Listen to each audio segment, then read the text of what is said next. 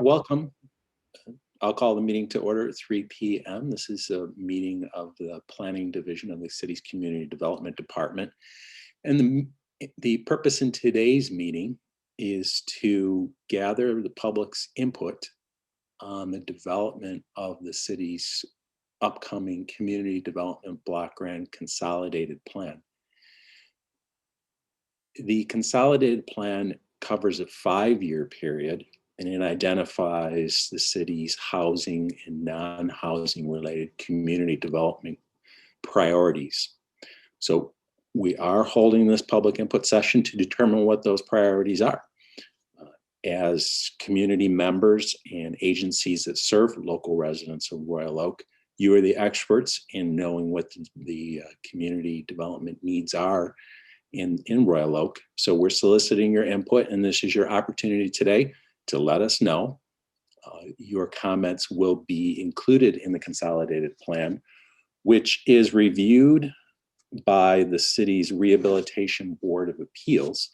And they make a recommendation on all CDBG, community development related matters to the City Commission for their final review and approval, which generally speaking, that will happen probably in May of this coming year. So with that, we'll go down the list. We had 3 participants at this point in the meeting, and I will, I'll unmute you. I'll announce your name and unmute you. If you do have questions or comments, that would be wonderful. If you're here simply as an observer, you can indicate that as well. So I'll start with Ann Beakey.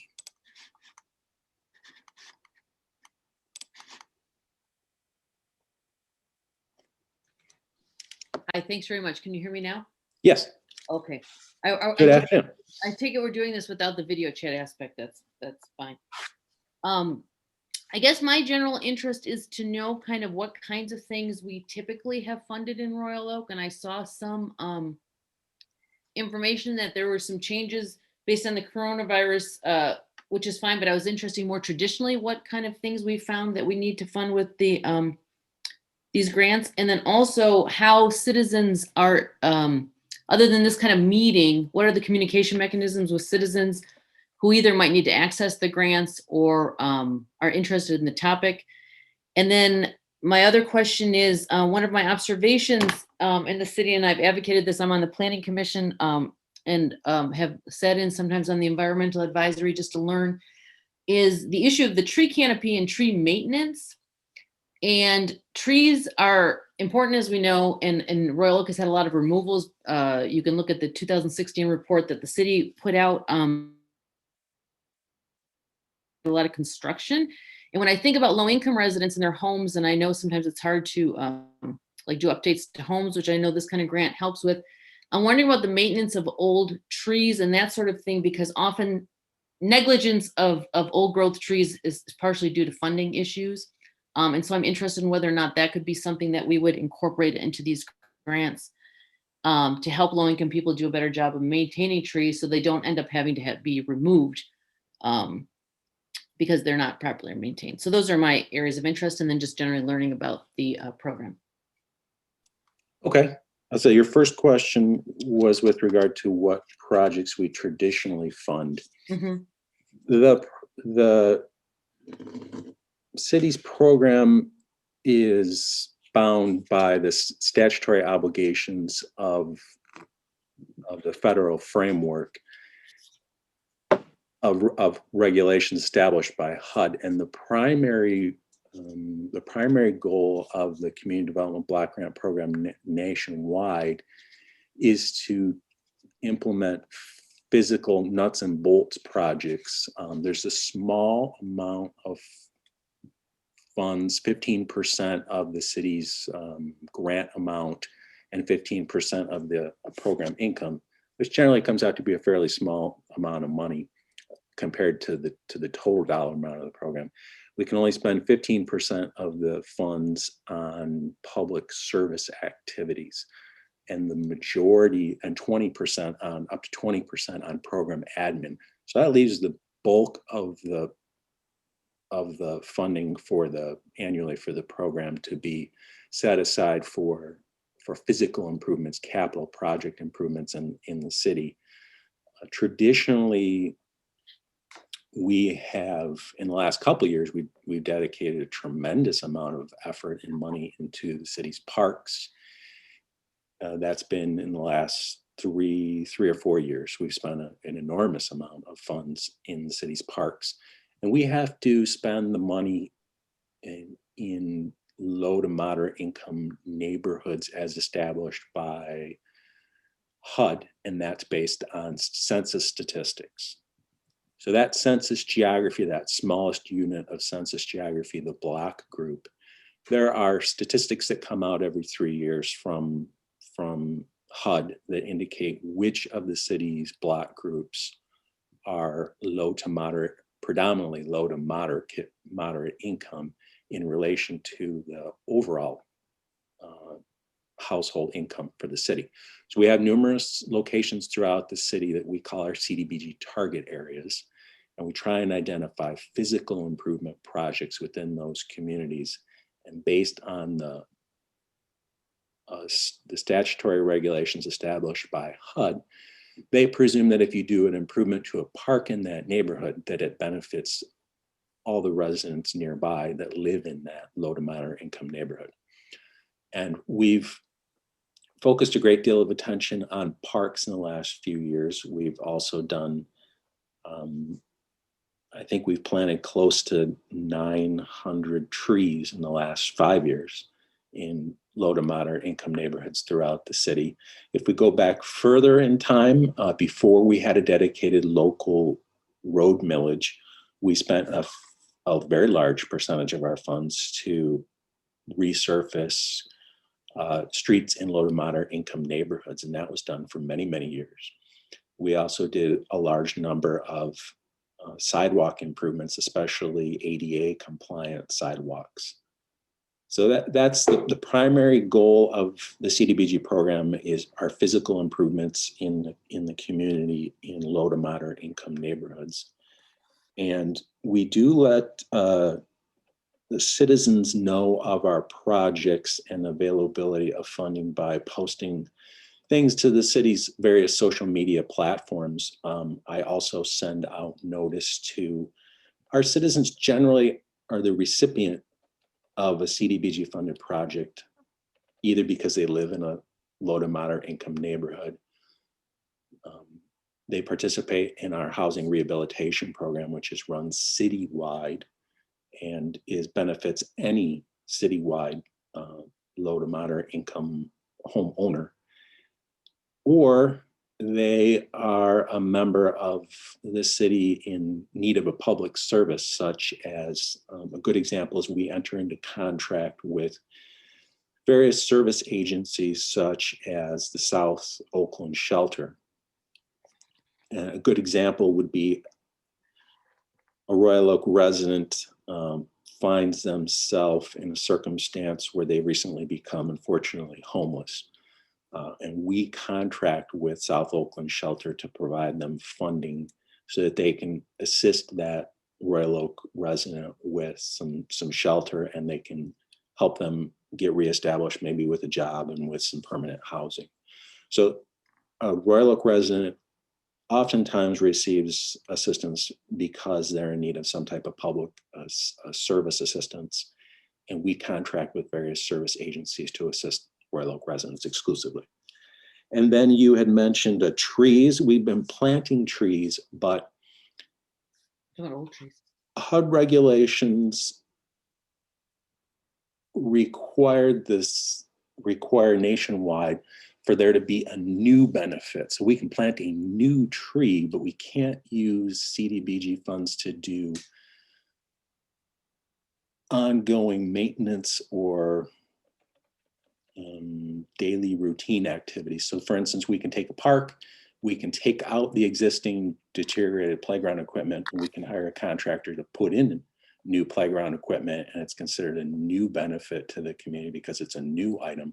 But we can't use CDBG funds to pay someone to cut the grass or to trim the trees.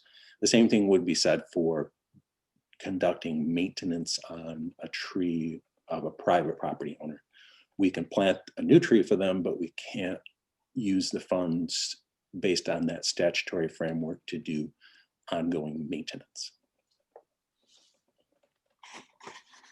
Hopefully that answered your question. Yeah, thank you. I think that's unfortunate regarding the tree maintenance, and but I understand that there might be a restriction within the federal guidelines. I'll add that to my list of things that we need advocacy on to make it more flexible. Thanks very much. Sure.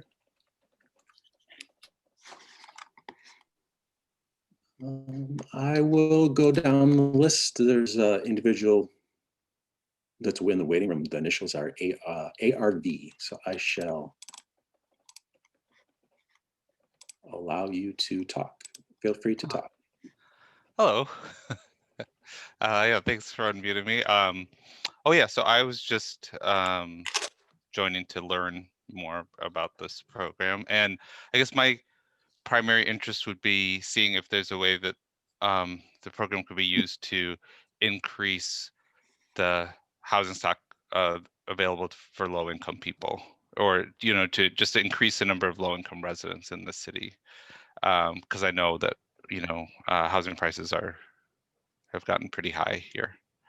So that was all. Thank you very much for doing this. Certainly. Well, I won't say that's all. That's a very large topic and complex topic. Sure. Absolutely. I will ask you, are you interested in whether CDBG funds can be utilized to construct new low-income housing? Is that Oh, well, I mean, that would be great. I mean, I'm not an expert on this, so whatever the best way would be to do that. Okay. There are numerous federal programs under the U.S. Department of Housing and Urban Development's oversight. And there are some very specific programs that are designed to help get to the construction of low to moderate income housing. And CDBG, the regulatory framework, has very strict regulations which prohibit us from constructing new housing, whether it's renter or owner. We can provide infrastructure assistance to a group that might be that is interested in producing some low-income housing. An example is maybe 10 or 12 years ago now, I guess. Yeah, 12 years ago. At 13 Mile and Crooks, there's a newer senior low to moderate income housing development. And we provided some financial assistance to them with infrastructure that led up to their development. So they needed street resurfacing, and I think they needed some underground utilities that led to their development. So things within the public right away. So we were able to provide that capital improvement that benefited the people that live in that neighborhood as an upgrade, but it also served as a way to lead to the construction of that development, financially assist them. Excuse me. But there are federal programs that are designed specifically to provide financial assistance for developers constructing low-income housing. This program does not allow us to do that.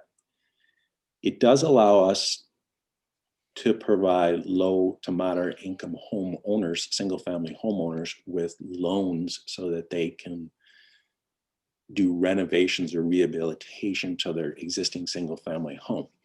There is some regulatory structure to allow for that same type of activity, rehabilitation of rental units, not homeowner units. There is an opportunity for that.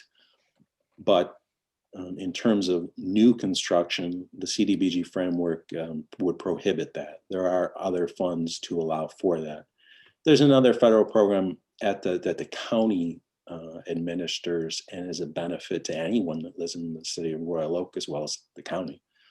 And that's the ESG program, Emergency Shelter Grant Program. That's a HUD-funded program that provides individuals seeking to find rental housing that are low income. it provides them with some funding to do that. So it gets people rehoused if they've unfortunately found themselves homeless. The county does operate a program under HUD's acronym HOME.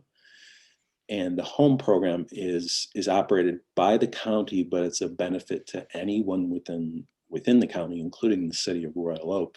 And the HOME program does allow for, that particular program has HUD funding in order to assist in construction of new low-income rental housing. And the city is, we're a member of that program in that we help decide how the home funds are spent. And the county has been, in the last year, has been very actively looking to construct new rental housing for low-income individuals and rehabilitate existing low-income rental housing throughout the county. So that's a focus that the county's had for the last year, and they've got quite a bit of money in the home fund in order to do that. But the community development block grant program, this program, the CDBG funds, really not a regulatory framework in order to accomplish that. Okay, thank you. You're welcome.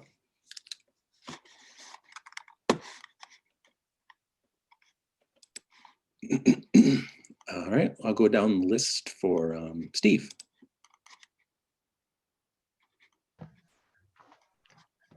Hi, Joe. Thank you for the opportunity to participate. Thank you for letting us know. Yes. I appreciate. My concern is that and I know you on behalf of the city of making a strong commitment to fair housing. I appreciate that. Certainly opens up doors of opportunity for people with disabilities, minority groups, and others in need of fair housing services, as well as doing the testing program particularly. My question is, I guess it's a good follow-up to the previous question. I would like to see increase in minority home ownership in the city. And I know, that's probably, you can't address that directly, but if there's ways that can be done, do it. The experience that we have, we are contacted by Royal Oak residents in that, but if they're minorities, they tend to be tenants, not really part of those that are involved in home ownership. So that's a little bit of a concern that we have. It's not specific to Royal Oak. You could say that about a number of communities. So others have asked about that in other communities as well. So, but it would be nice if it was much more diverse in terms of home ownership. I know it's a difficult question to get at. Well, some of it's not. Excuse me. The CDBG funds can be used for down payment assistance to allow for new homeowners to either move into the city or to move from a rental unit to a homeowner, a unit that they own. The city commission, throughout the 40 plus years that we've been running a CDBG program, they've not elected to use the funds for down payment assistance. I know that the county has program funds that they do, but our city commission has never entertained that idea.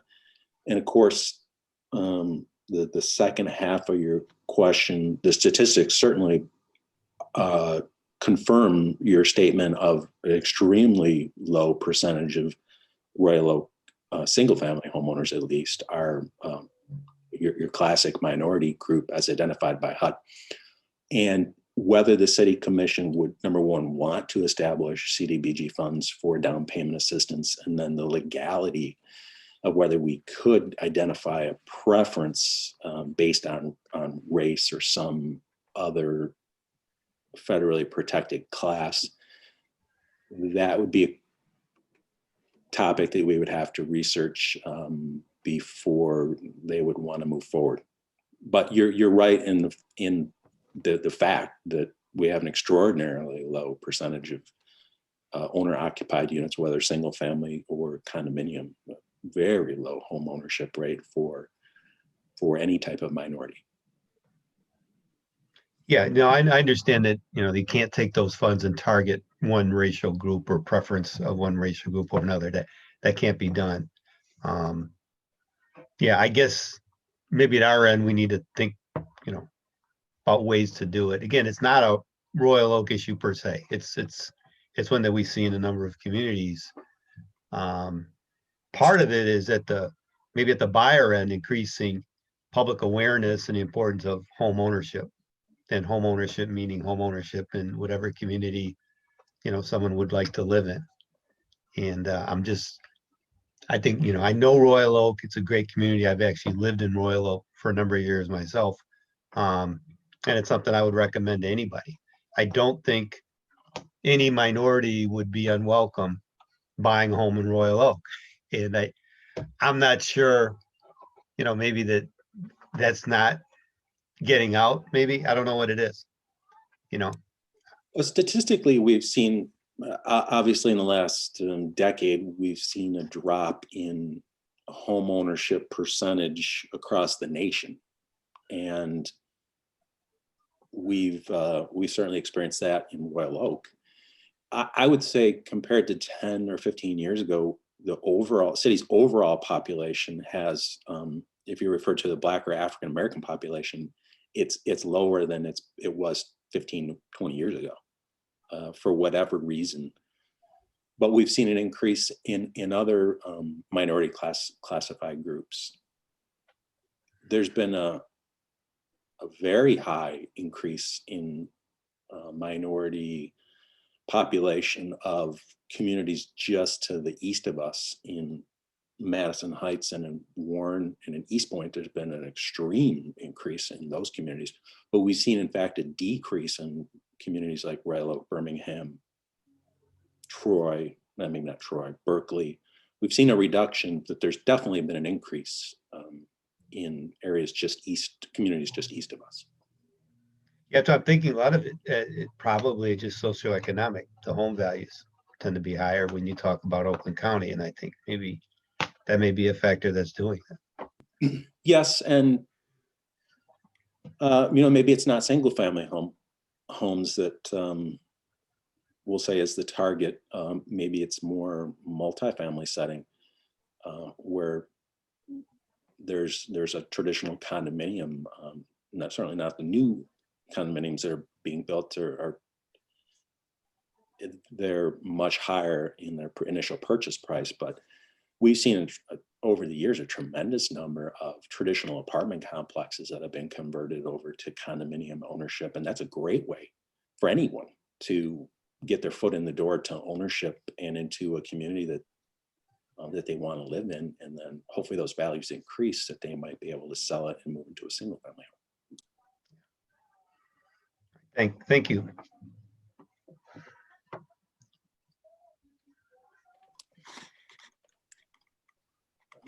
I will move along to, I think it's Madeline from Gilda's Club.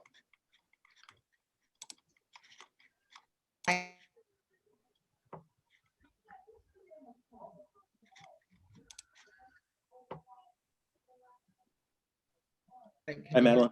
Hi, thank you very much. It's a very interesting conversation. So I'm at Gilda's Club, and we support people who are facing a cancer diagnosis.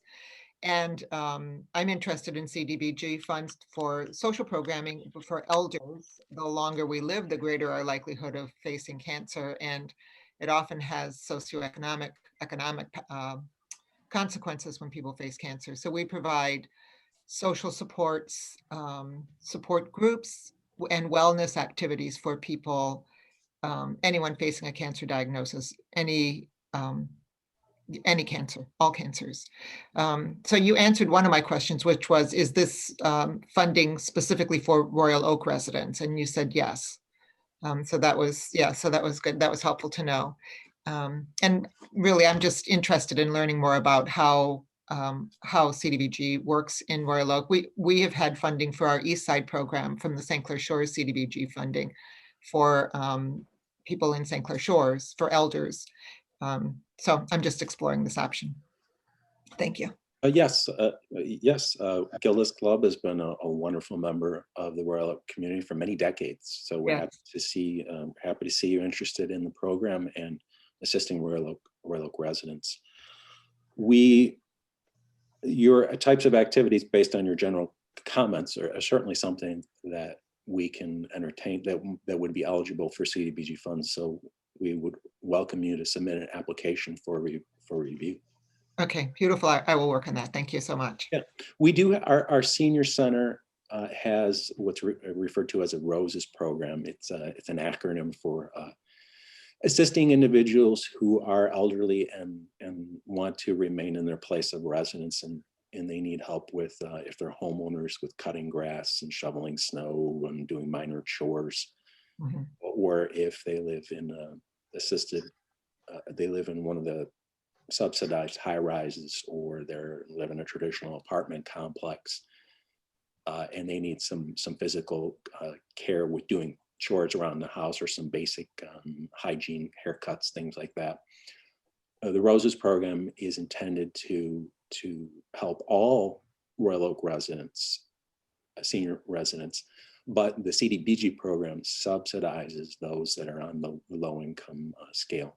So if a traditional hourly rate for somebody to come out and cut your lawn is $15, and you're certified low income, it's a lower rate. It's maybe $5 an hour for you, and the $10 is picked up by the CDBG program. So we do have support services for the elderly residents, but not those who are diagnosed with cancer, and with that wellness network that you're discussing. So we'd be interested to see what you would like to fund with your program. Okay, great. I'll write that up for you. Thank you so much. Yeah. Do you have any idea, and I'm not going to hold you to it, any idea of the general dollar amount that you might be interested in? I would think around 5,000. It costs probably $500 to $600 to support our wellness programs for people. So, and I'm having our data person pull the number of Royal Oak elders who are low to moderate income. So I'll have a better idea then. We had 273 people over 65 in Oakland County who came to our programs this year. But so there's the subset then of Royal Oak residents. So I'll know that next week. Have you seen an increase in the number of people that are coming to you because of the pandemic? We're almost exactly where we were last year in terms of our numbers of people. There have been shifts in who comes because all of our programs are on Zoom. So we are not doing anything face-to-face, but for our elders, many of them come to many more programs because all they have to do is click on their computer. And so it's been a way for people to be connected through the isolation. One of our elderly members said to me, Gilda's has been my lifeline. And I think for a number of people, that's true. We serve this year approximately 350 to 375 people a week who come to our programs, our Zoom programs. Wonderful. Yeah. So we're about 1,500 individuals a year that we serve in all of our programs. So thank you. Excellent. If anyone, I'll unmute everyone, and if anybody has any last minute questions or additional questions, we'd be happy to continue a conversation. There certainly is no expiration at 3:30. This is Arv. I do have an expiration at 3:30. I have Okay. another meeting, but I just wanted to say thank you very much. I appreciated this. Well, thanks, Arv. And if you have any questions, feel free to reach out to me in an email or direct phone. My phone number is out there too, if you have any more questions and you want to follow it as we continue to move forward. Thanks, Awesome. Arv. Thank you. Joe, I just have a question about the application process. This is Madeline. So can I submit it at any time? Is there a benefit to submitting early, or does it matter? No, and we don't. The traditional process is that I accept all the applications, and I generally set the deadline for the end of January, and that's due to when we anticipate to get our notice of our federal funding, so that we can start to review applications and figure out how much funds we have and how many requests for funding we do have, and see how they match up. And in the last several years, we haven't gotten our notice of funding until extremely late, late April. Traditionally we would get it in December.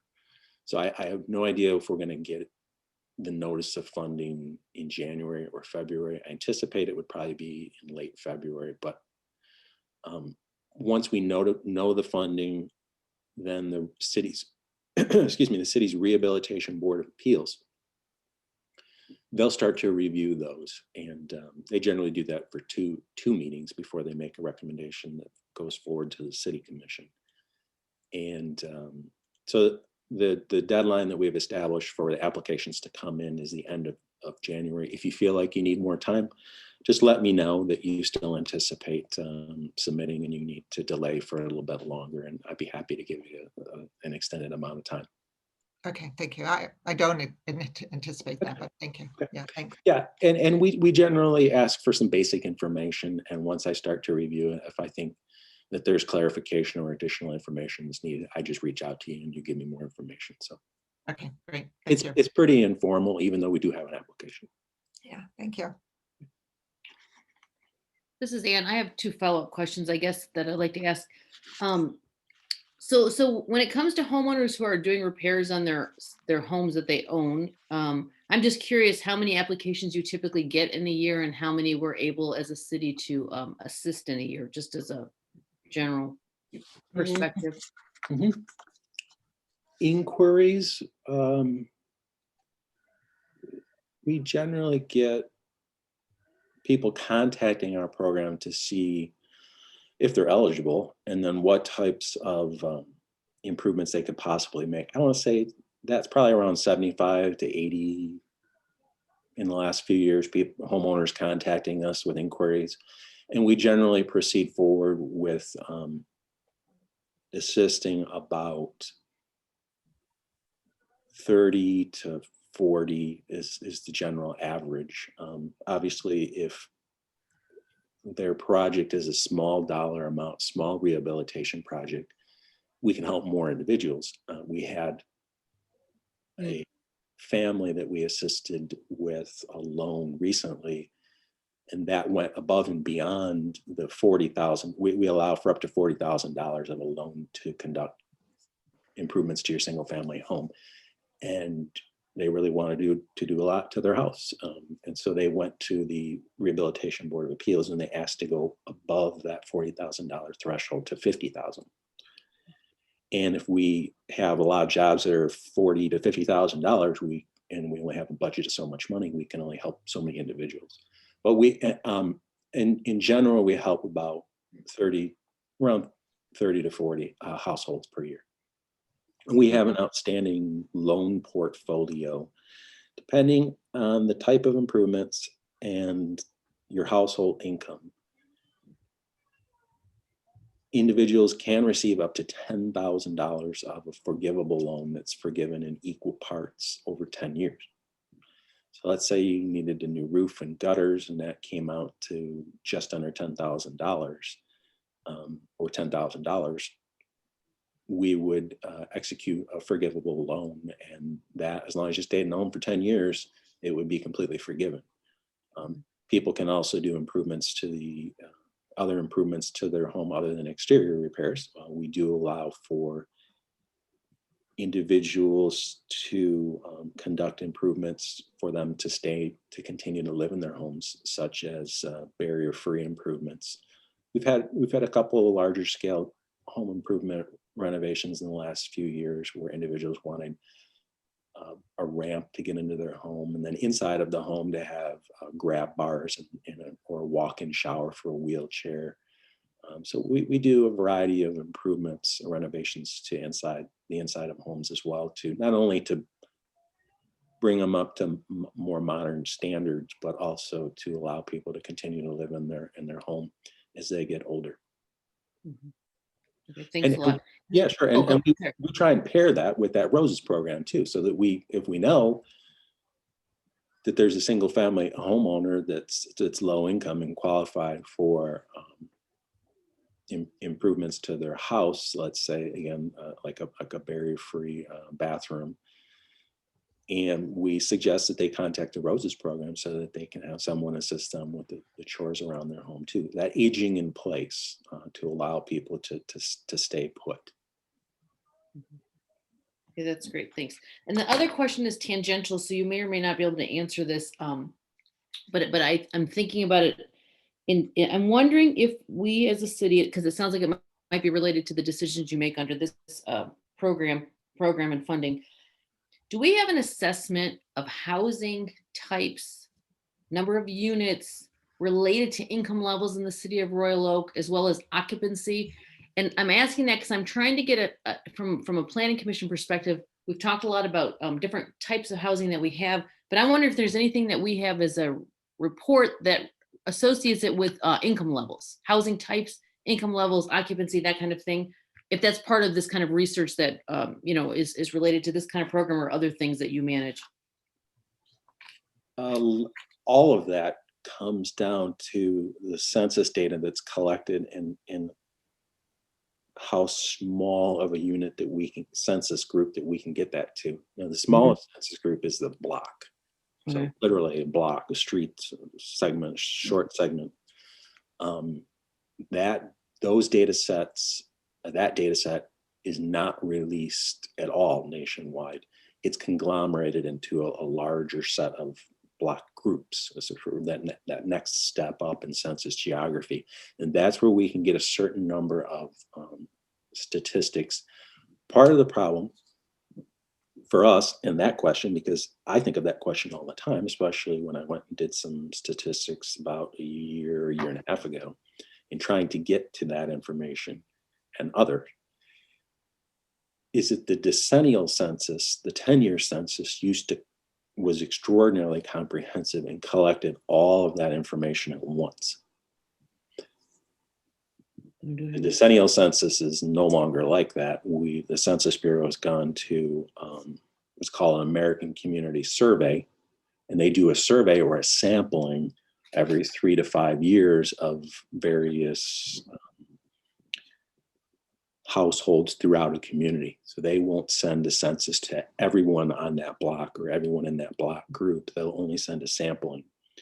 And the data sets that they collect and get back don't match up anymore. They're all misaligned. Years ago, you used to be able to get all the statistics that you're referring to. Then nowadays, I can't find it where they pair up, where they match up to allow me to find that information clearly and succinctly. Okay, Yeah. okay, thanks. Very, very challenging. Yeah, it's a big dilemma, especially when we're thinking about different types of housing types, because it becomes very vague, I think, when it's disassociated from the actual resident income levels and that sort of thing. Because talking about just market demand is different than need demand type thing. Okay, that helps me. Thank you. Well, and all of this, we're trying to, from this input session, is gathering an input from community members, but another side of it is to crunch all the statistics. And the only statistics that that we can access from HUD in order to develop our community development priorities for the next 5 years is based on old data sets. Certainly a tremendous amount has changed per household in the last 10 months. And we're trying to make decisions about the future or even now based on statistics that were collected 3 to 4 or 5, in some instances 5 years ago.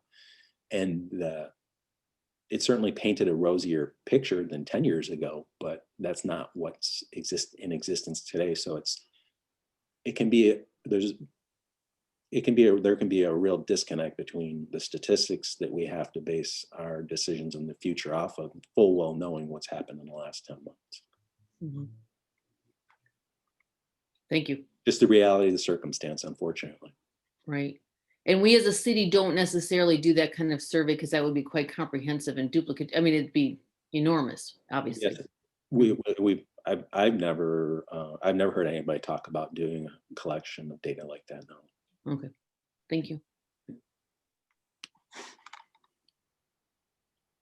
Does anyone else have any parting comments or questions?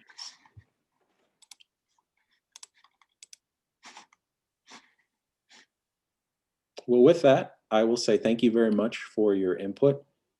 It's not limited to this meeting. So if you do have any questions or comments that you would like us to know, or individuals that you think might be interested in the program or weren't able to attend today, they're always welcome to reach out to me from my email, direct phone number or email.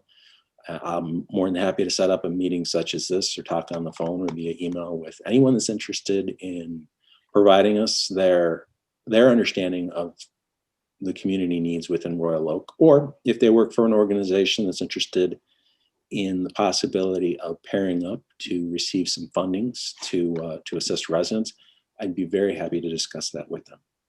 So with that, I thank everybody for their attendance today, and let's hope for a better new year. Thank you. Thank you very much. Thank you. Have a good day. Bye. Take care. Appreciate it.